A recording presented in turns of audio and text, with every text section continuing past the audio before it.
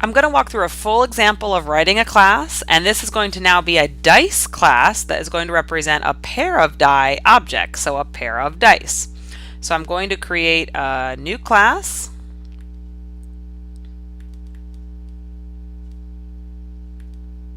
Call it dice.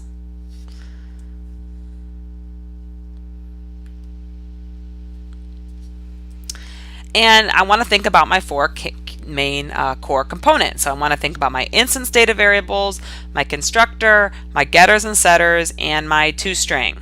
Okay, so for my instance data variables, I could do what I did before in the die class and have, face value 1, face value 2. But if I do this, I'm going to end up rewriting a lot of my code. Like I'm going to end up sort of programming for two die objects.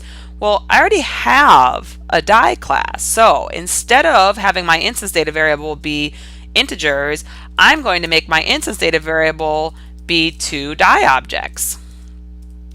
So these are the characteristics that describe my pair of dice. And actually, maybe I should call this so that it's easier to talk about, and it's a singular noun, which is better for our conventions. I'm going to rename this as, move it.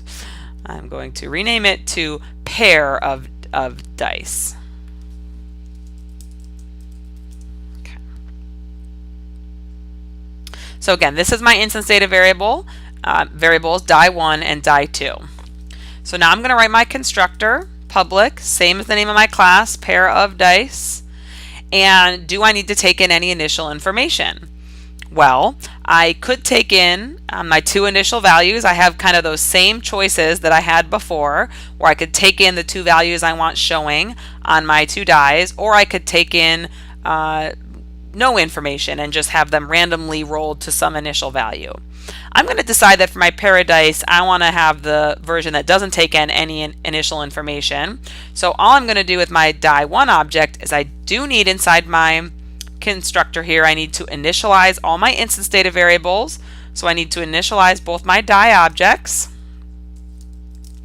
Now my die constructor does require a number, right? Because that was how I wrote it. I wrote that you have to send in an initial value, right? So I'm going to just pick some, it doesn't matter what value I send in, right? 1, and then I'm just going to roll die 1. So that this will give me the effect of having my first die in the pair be a random number. And I'll do the same thing for die 2.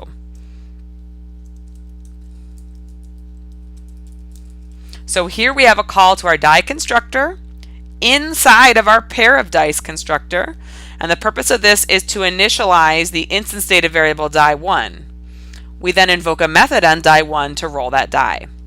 Here we initialize die 2. And then we roll it. Okay, so that's our first component, instance data variables. Second component, constructor. Now I need my getters and setters. So I want to think about what kind of getters and setters I want to provide. So what kind do I want to provide a way to return the die object? Maybe I do. Do I want to provide a setter where the user can send me in a new die object to replace one of these die objects? Maybe I think that doesn't make sense. If you ever have a variable that you don't want an outside class to be able to update, you just don't include a setter for it. And then as long as that variable is private, there's no way for an outside class to change it. So that's kind of a good thing. So maybe I'll decide that, yeah, I do want to be able to, maybe an outside class is going to want to have access to that die object. So I will create a getter that returns a object of type die. I'm going to call it get die1, and that's just going to return die1. And then I'll have public die get die2, which will return die2. And again, I'm going to choose not to have setters. So that means that once I initialize die1 to be this object here, I'm not going to allow the user to change it to be a different die object. Okay, and that's a decision you have to make, if that makes sense for your class, whether you want the setters or not. So there's my getters. Now I'm going to have my toString. Again, with that exact header, public string, toString. And I'm going to say that my text representation of my pair of dice object is going to be the two face values. So I'm going to say, I'm going to make a string die1, And then I need to get the value of die1, which is die1.getFaceValue. And then I'll have a colon and die2 plus die2.getFaceValue.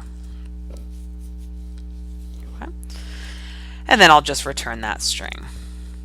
So there are my basic building blocks, my instance data variables, constructor, getters, setters, decided not to include setters, and my toString.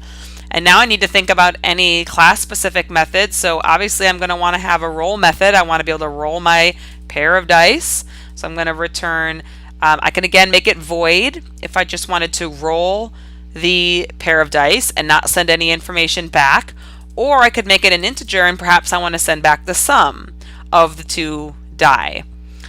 I have to think about what makes sense for my class. Okay, so I'm going to say, just to make it parallel with the die class, I'm going to return an int, and I'm again going to call this method roll. So here, what do I want to do inside my pair of dice roll method? Well, I want to roll die1, I want to roll die2, and then I want to return the sum of that roll. So actually, I can just return die1.roll, which executes the roll method and returns a value of the new face value, and I can add that on to die2.roll, which executes the roll method on die2. This is the invoking object. That method returns a value, and then I sum them up. So this is an example of using an existing class through what's called composition, which we'll talk about later, but we can use this existing class to write a new class. And to do that, we invoke objects of that existing class. We create objects of that existing class, and we invoke methods on those objects. So now I can go into I'll make a new pair of dice tester program. And I can now create a pair of dice pair1. Gets a new pair of dice, and remember this constructor doesn't take any parameters, and then I can roll it, I can print it out,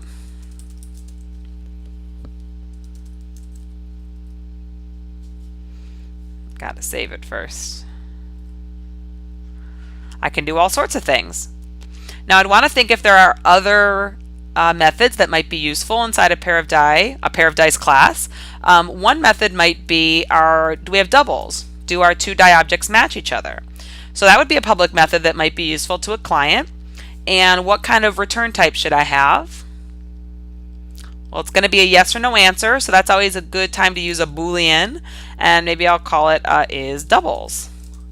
So what that means is if die1.getFaceValue equals die2.getFaceValue, then I return true.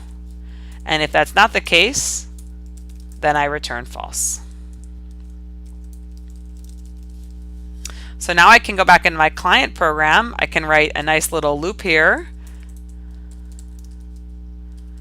Maybe run this 100 times. I'm going to count how many times I can roll doubles.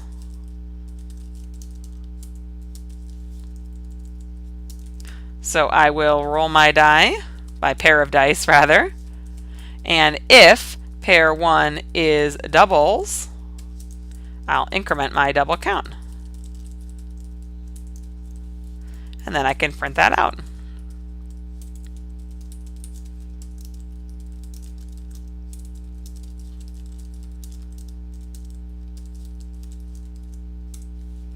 So if I run this program, does my rolling, I rolled 15 doubles out of 100 rolls. 13 doubles, 15 doubles, 16 doubles, 22 doubles. Hey, that's a good one. So again, here's just an example of writing a class. It's a little bit different this time because here we have objects that are instance data variables instead of primitives, but it works the same way. We still write our constructors.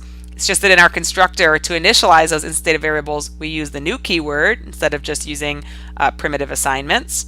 We've got our getters, our toString, some class-specific methods, and then in our main method, we've created an object of this type.